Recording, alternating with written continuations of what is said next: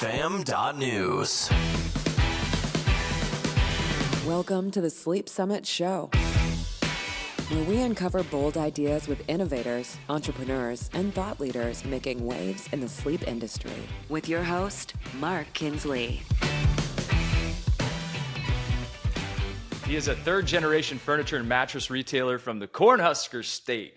Kyle Deets with Deets Furniture is going to teach us about welded-on jewelry, experiences your competition can't recreate, his experience at Traeger Grills, and what it's like to be in the middle of buying the family business. The Sleep Summit Show begins right now. We get the best reactions from our customers on the Englander products. Katie and I compare a lot of notes when we're helping people in the store. And when we bring them over to the beds, they just lay down on it and they're like, that's it. They don't want to try anything else. Katie and Greg Law, Sweet Dreams Mattress and Furniture. We've gotten just some of the best feedback from some of the Englander beds. We love them because we know our customers are really happy and sleeping well. Learn more and get started today at englander.com. Welcome to the Sleep Summit Show. I'm Mark Kinsley. So happy to have Kyle Deets on the show today. Yes, we are going to find out where is the strangest place Kyle has ever slept. That's going to be coming up later in the show. And Kyle, it's such a special time because you are in the middle of buying the family business. You know, one of the popular TV shows out there right now is called Succession.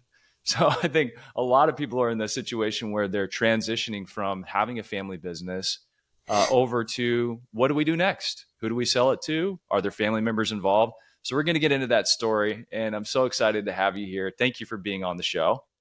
Absolutely. I'm super excited to be here and talking to you today. Well, let's start with our Sleep Summit quiz question. Of course, you're going to have to make a guess later in the show. So if you're listening or watching, make sure and have your guess in mind. We'll see how Kyle does. But the question of the day, what percentage of married couples sleep in separate beds? What are you thinking? Do you think you have a guess in mind? Or maybe you know this, Kyle.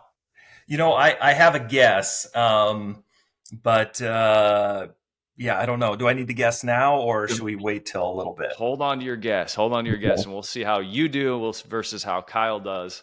And maybe we can make some guesses about why people sleep in separate beds. I think it's been talked about in the sleep realm quite a bit. But Kyle, first of all, give us the lay of the land for your business, Deets Furniture. You're a third generation furniture and mattress retailer. Like I said, you're in Nebraska, you're in Norfolk, right? That's where your home base is. And it all started with your grandfather immigrating from Germany. Yeah, it's a really unique story for me, I feel. My grandfather started our business in 1961, but his family immigrated from Germany. They left in 1924 as Germany was just kind of, hyperinflation, the whole thing. It was right before World War II and leading up to that. And it was probably, I'm just imagining, this is not the best time to be in Germany at this point. So they had some family here in Nebraska. So my grandfather's dad immigrated their family over and came through Ellis Island and made their way to Nebraska. And my grandpa was born in the United States, but his mom was 5 months pregnant as they came across on the boat.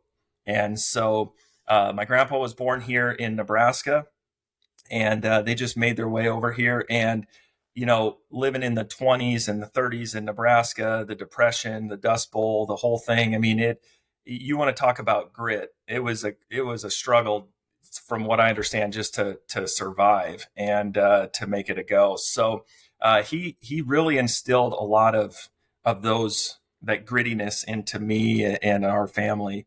But as he grows, he always had an entrepreneurial spirit, and he was always a kind of a salesperson, very engaging person.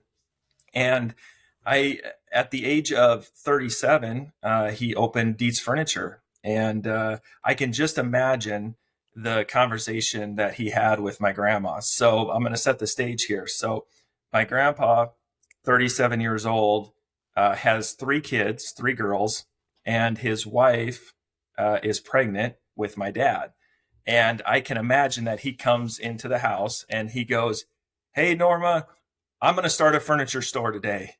And he probably goes, or she probably said, "The heck you are," or what are you thinking? Like this is a huge risk, that type of stuff. And but from my understanding of that, she was super supportive, very, very doing whatever she could to help, and just made a go at it. And he started with furniture and did a lot of floor covering back then, and just really kind of grew the business. And as it grew, my dad and his brother joined the business in their early 20s and grew it. And my dad bought his brother out of the business, and then away they went. And that brought me back about 8 years ago from today. And I came back and just kind of worked with my dad hand in hand on kind of how to run the business. And then now we're going to be looking at a buyout here, and we can talk about that here in a little bit. But kind of the whole thing, the premise of the last 8 years is, the way I kind of describe it, is a relay race. So in a relay race, you have a person standing there, or a person running with the baton, and the person standing there that you're going to hand it to. Well, at some point, the person you're going to hand it to starts running slow at first, and then they start running fast. And then when they're going to pass the baton, you're both running at full speed.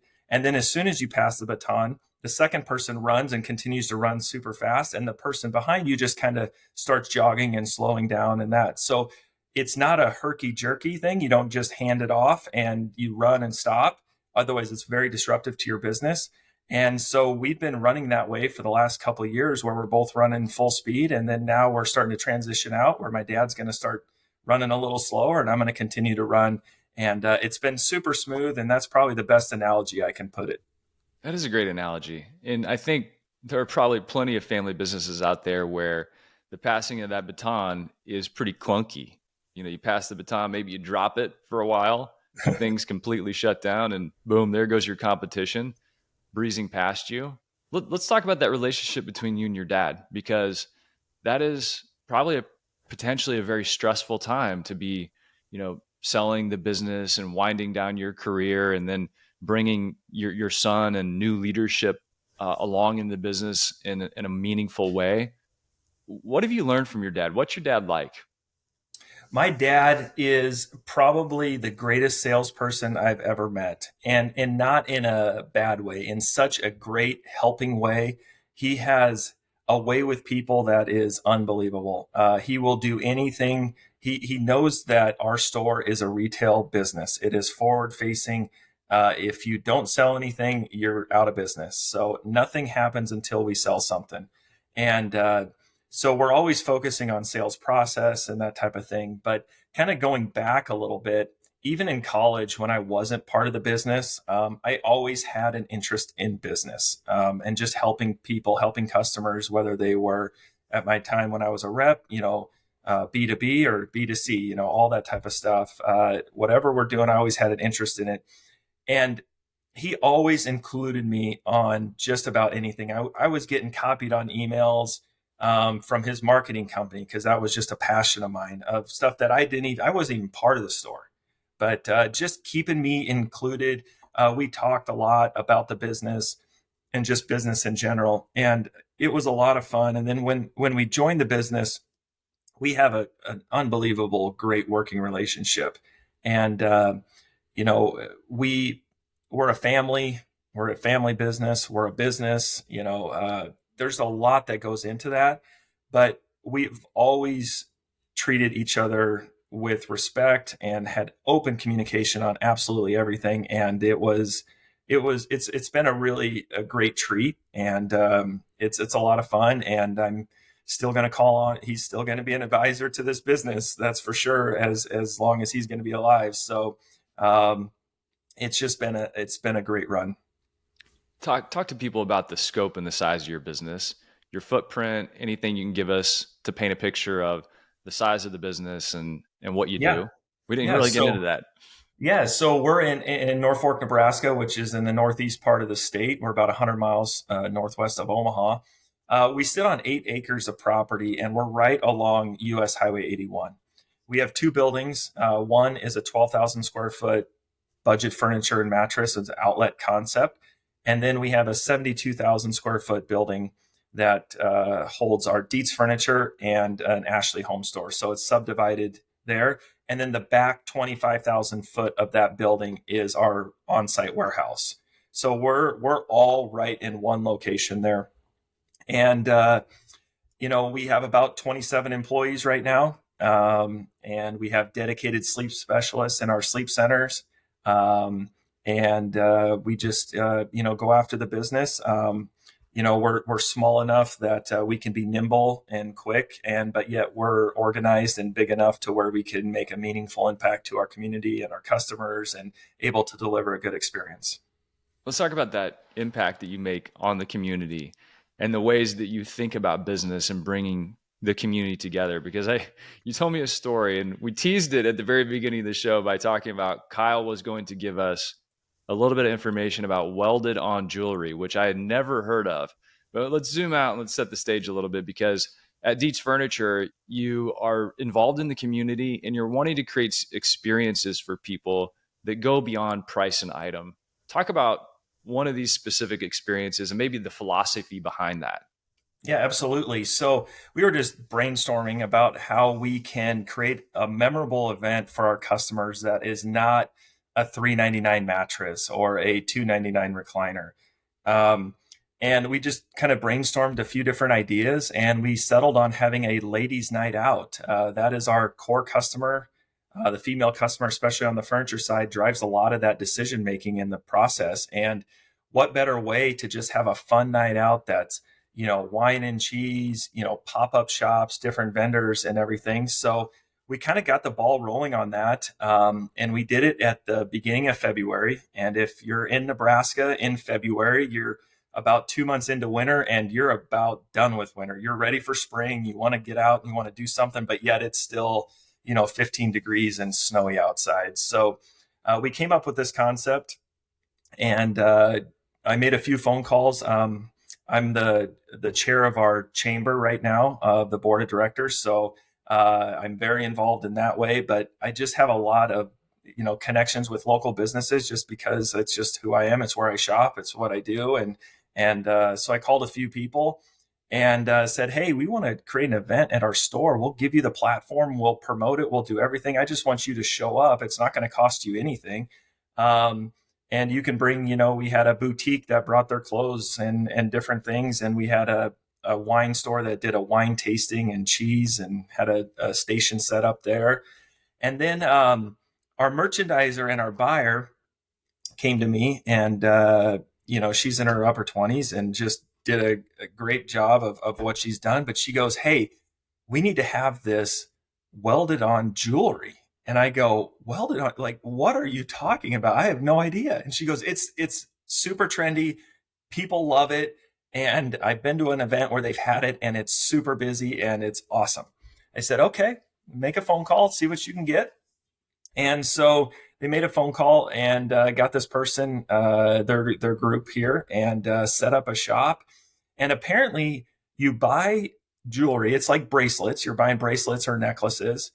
So just imagine a bracelet without the clasp, and you buy it by the inch and they put it on your wrist, and then they just kind of like tack weld it or do some like little welding. So then it's a loose bracelet and it's just there until you want to take it off. So people wear them for 90 days, 6 months, year, whatever. And I didn't know anything about it. I thought, oh, well, this is kind of cool. I mean, that'll be neat. Add another element to the night. And I tell you what, they had a table of 3 seats set up. And for 2 hours straight, there wasn't 1 minute where all those seats weren't full. And I mean, they're selling these for $75 a piece or something like that. So, I mean, it was great to see them have huge success. It was just a great energy all the way around, and just a very casual atmosphere where they can just experience our store and walk through and see all the accessories, sit on the furniture in a quote unquote non-traditional selling experience. I mean, it's just being there, and it's going to make an impact. We feel that is a memorable moment that they will never forget, hopefully, that they had a great experience there. And if the jewelry's still stuck to them in 6 months or a year, they're always going to be thinking that happened at Deets. Exactly. This is my Deets welded on jewelry. Now, going down that rabbit trailed for just a moment. How do you get the jewelry off whenever you are ready to remove it? You just rip it off and hope the welded seam or the soldered seam I unclasps? guess. I guess. I mean, and most of this jewelry is very small. It's like, kind of a very small little gold chain or silver chain or whatever it is. But apparently, if you just take it off when you're done with it, or it falls off, I don't know. But I haven't got that far yet. Okay, well, maybe that'll be the update. When you come back on the Sleep Summit show, we can revisit that.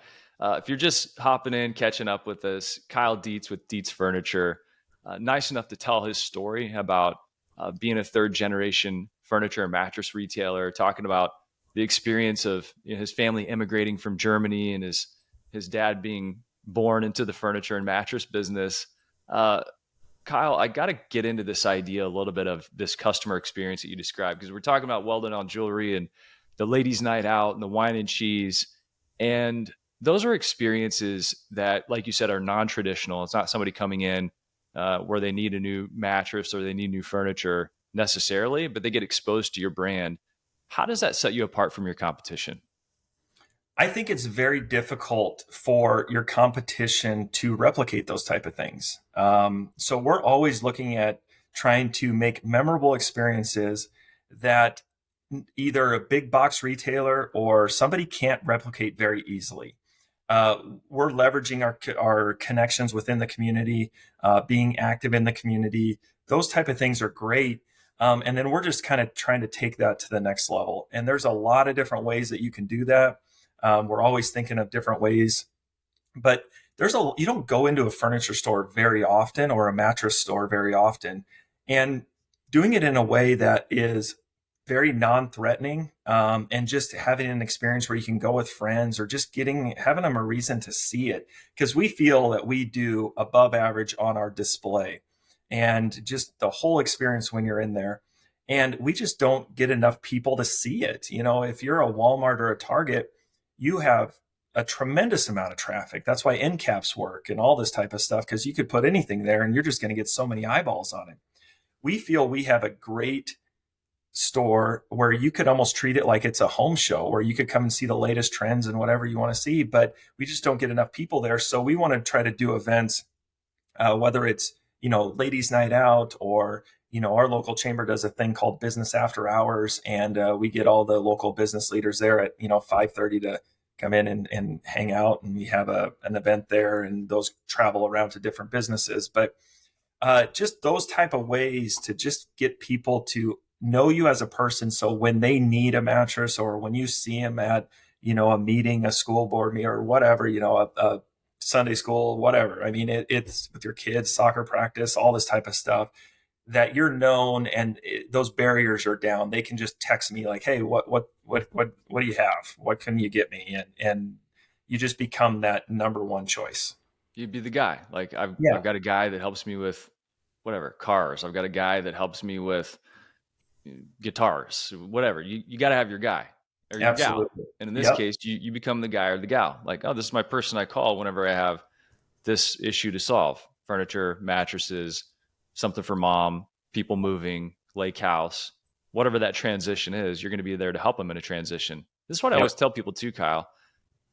When people come in to buy furniture and mattresses, most of the time they're going through some sort of transition. And transitions from an emotional standpoint represent change and fear. A lot of times the companies change. So people are looking for an assurance of an outcome. So they want their guy. I want to have my guy. I trust him.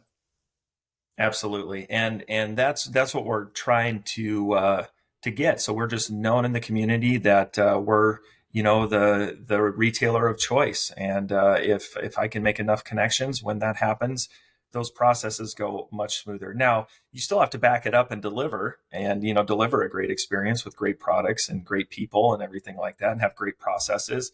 But, it's much easier, and it's actually more fun. It's more fun to have an event and these type of things and be involved in your community, because you feel you're getting stuff out of it just as much as they're getting out of it. And not to say that traditional marketing isn't fun, but when you can make a human connection, that's a great thing. I couldn't agree more. That's why I do the events that I do. Sleep Summit, the dream camps, It's all about having those connections. And that happens in person. And I think we saw what that vacuum and that lack of personal connection feels like, over the past several years when we were disconnected in such a significant way. As you connect to the community and you connect to your employees and you connect your products to the life-changing benefits that they deliver, let's go to the mattress for a moment. How do you think about sleep, and how do you think about the connection between sleep and the mattress? How do your people talk about it with your customers? Yeah, it's a great question. We feel very strongly that sleep is one of the main pillars of an overall healthy lifestyle. And if you're not sleeping well, your relationships are going to be strained because you're a little bit more edgy. If you're not sleeping well, your health might not be there, which means that you can't spend time with your kids or grandkids or your friends or anything like that. And I think the industry has gotten a lot better in the last 5 to 10 years on moving away from more of price and item to let's talk about sleep. Let's talk about what are your issues. When people come in, I just assume that they're not sleeping well. So I said, we have those conversations. Are you sleeping? Do you sleep hot? Is there sleep apnea? Do you have any of these type of things that maybe we can talk about finding a solution and a sleep system that helps, solve some of those problems. I'm not a doctor, but I can sure help and, alleviate some of those symptoms. Have people been receptive to that conversation? And the reason I ask is because I have mixed feelings about our position in the mattress industry in relation to sleep, because I know that it's an important conversation. If you had a chance to talk to a family member only once every 8 years, let's say, which is the typical amount of time people are waiting between a mattress purchase, that's going to be a very important conversation you're going to have. You're going to make sure you impart them with knowledge or information or the emotion that you feel around what you need to communicate to them. Well, that's what's happening with a mattress shopper. So they come in. Are they looking for a piece of equipment? Are they typically looking for better sleep? Do they trust, a sales associate at a mattress and furniture store to actually help them with that? Or is there a little skepticism? What is your experience? It's kind of a mixed bag. We really try to lay out the process of how this is going to work in kind of a very non-threatening way. So they come in, I'm assuming they're after a mattress. We just have a couple conversations, get through all the, is this for a spare room or is this for yourself? And so once we do that, then we just kind of set the stage and say, hey, we're just going to do a sleep test here. Let's just focus on the feel. And we take them to an area where we have, soft, medium, firm, and just kind of, introduce that feel. All I'm focusing on is the feel of the bed.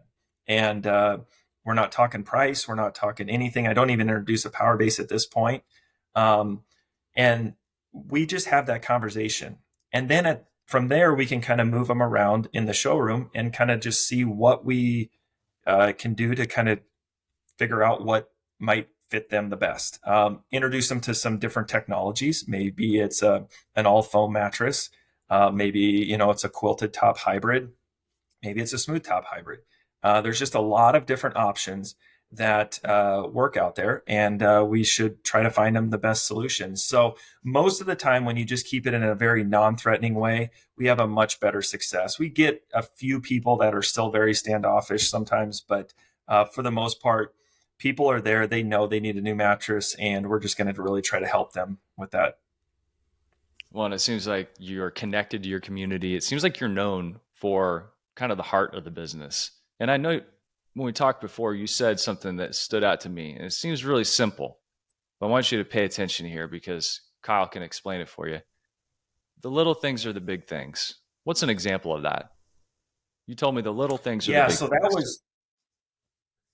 So my dad, growing up in business, as long as I can remember, said the little things are the big things.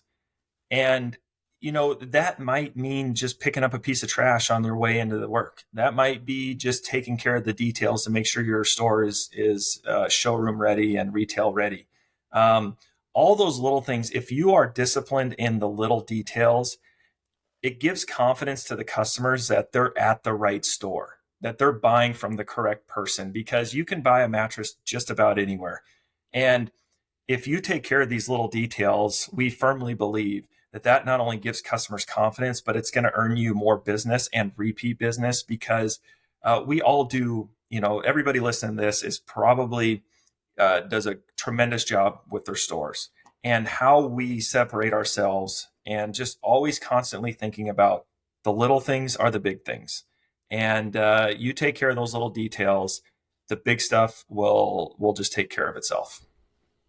Let's take care of a little detail right now. And that is a detail around, where is the strangest place Kyle Deets has ever slept? That is an interesting question. I'm probably going to have to go with this one experience that I had with my brother-in-law. We were just, my wife and I had just got married. We were in our early 20s.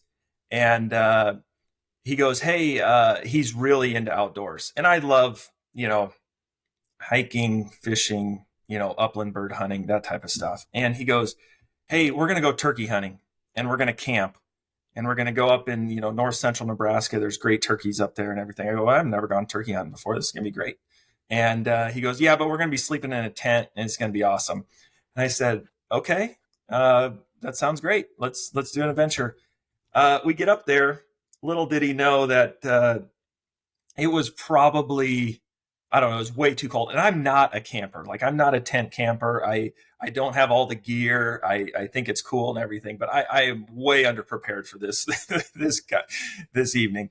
And so we get there, we set up camp, and we do our thing, and he's kind of leading the thing. And so we go, and we wake up, and I don't think I had frostbite on my nose, but it was so cold that night that I will never forget how lumpy the ground was. Didn't have a sleeping pad or anything under the sleeping. I mean, I was so grossly underprepared for the weather. That was probably the most unique experience that we were at doing in there in that turkey. And then camp. you were So that's my craziest story. And then you were expected to get up and shake it off and go hunt after that.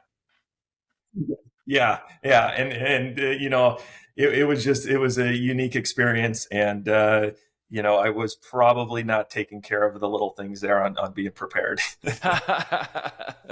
That's when the little things became big things on the adventurous camping trips. Well, hey, let's go back to our Sleep Summit quiz question of the day. Here, let's get your guess on this. What percentage of married couples sleep in separate beds? I'm going to go with 19%. Ooh, you're very close. So 19% would come out to about 1 in 5. It's 1 in 4. So 25% of couples are self-reported to sleep in different beds. Now, as you know, there are a lot of different reasons why that is. Maybe somebody is a massive sleep disruptor. They snore really badly or toss and turn. Sometimes there's comfort differences in the mattresses. And so I'm going to go into the guest bedroom and you go in this bedroom. What else do you hear when it comes to couples sleeping in different rooms? Yeah, those are the biggest ones. Sometimes if they work, different work schedules, one works overnights, one doesn't, the timing of, that type of thing. If there's some overlap, it is difficult. But honestly, I didn't realize it was that high. I thought my guess was actually higher than the norm. But that's a real conversation and a real thing that most people, or some people, I guess, deal with. Do you see a lot of people coming in looking at split twin XL mattresses for different comfort preferences or different adjustability preferences? We're seeing more and more every day. 10 years ago, adjustable bases were just not that big of a thing. They were very expensive in relation to the mattress, and now the prices have come down on adjustable bases, and we're seeing more and more, probably more than I expect, because they've heard about it. There's some online people that are pushing those, with different technologies and different things. So people are getting more and more exposed to it, and they definitely. We always show one on our floor. We have a twin extra long dual adjustable king set up on our floor, on all our floors, to make sure that we can at least show it and see it. People can experience it. But yeah, we're getting more and more every day. Yeah, that's the trend line. On a previous episode of Sleep Summit Show, we had an adjustable base. The president of an adjustable base company, his name's Guy Perez. He's with Ergo Motion, and he told us that the attachment rate currently, by all estimates, is at about 15%. So for every Wow. 100 mattresses sold, there are 15 adjustable bases to go along with that. How's your attachment rate, or is it still kind of a new category for Deets? No, it's we show adjustable bases on every bed that we show, with the exception of our twin and our twin racks. So we are firm believers of giving the presentation and talking about it and just how it can change the overall comfort of the mattress. It's amazing when you just tell somebody, hey, I'm going to move your head up and your feet up just a few inches. It just takes all the pressure off your lower back, your hips, your everything, your shoulders. And then they sit there for a while, and then you're like, hey, I'm going to move you back flat, and it's going to feel probably very uncomfortable. And then you can't even imagine that you slept flat your whole life. And so at least that conversation starts it. But to answer your question, we do track it. We'd like to be better. We're probably slightly above average of what you just quoted there. We would like to be much better, but it is something that we're seeing as a growing category for customers being receptive to it and asking for it. Well, it sounds like you've got a great customer base that trusts you, that trusts your staff, your employees. You've been around a long time. Kyle, thanks for sharing your story with us. Did we not get to anything that you wanted to share? No, I think that's really, it covers a lot of it. So I was super excited when you reached out, and was grateful that we could connect and talk mattresses. Absolutely. Well, thank you, Kyle, for being here. Best of luck as the transition, as this relay race continues forward and you fully take over the company. We'll want to check in with you here down the road. So you have to come back to the Sleep Summit Show to give us an update whenever you have officially rounded up all those small things becoming big things that become you owning the business. And like you said, you're very lucky that you've got a built-in advisor that's going to be very difficult for him to get away from you. Absolutely. And it's a great thing. He's been in it 40 plus years, and he's a great mentor, role model, and he's moving on to another chapter, still going to be very active and in other things, but very excited, and I'd love to stop back again sometime and chat with you. All right. Thanks, Kyle. Thanks for being on the show.